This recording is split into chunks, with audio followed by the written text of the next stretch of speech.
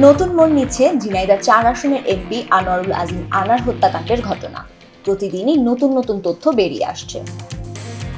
ফেঁসে যাচ্ছেন ঝিনাইদহ আওয়ামী লীগের কয়েকজন নেতা। হত্যাকাণ্ডের মিশন বাস্তবায়নকারী শিমুল ভূঁইয়া রিমান্ডে ডিবির তদন্ত সংশ্লিষ্ট কর্মকর্তাদের কাছে চাঞ্চল্যকর তথ্য দিয়েছেন। এছাড়া এই ঘটনায় এখন পর্যন্ত মূল হোতা যাকে বলা হচ্ছে সেই আখতারুজ্জামান শাহীনের বান্ধবী শিলাস্তি রহমান বেশ কিছু গুরুত্বপূর্ণ তথ্য দিয়েছেন। তারা দুজনে আদালতে স্বীকারোক্তিমূলক জবানবন্দিও দিয়েছে।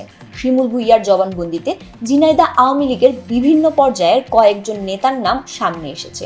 তাদেরকে নজরদারিতেও রাখা হয়েছে, গতিবিধিও পর্যবেক্ষণ করা হচ্ছে। ওয়ালটন ফ্রিজ কিনে অনেকের মতো আপনিও হয়ে যেতে পারেন মিলেনিয়াল। সেরা পণ্যের সেরা অফার।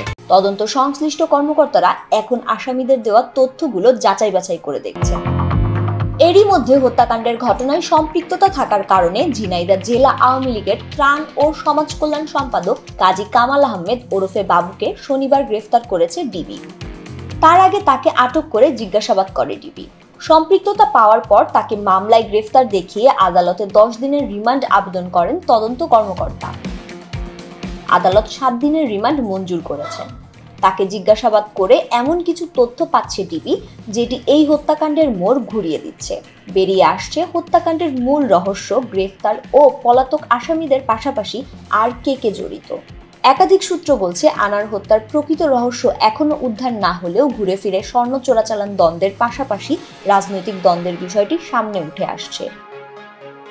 কারণ একাধারে আনার ছিল মাঠ পর্যায় থেকে উঠে আসা ওই এলাকার গুরুত্বপূর্ণ নেতা, 3 বারের এমপি।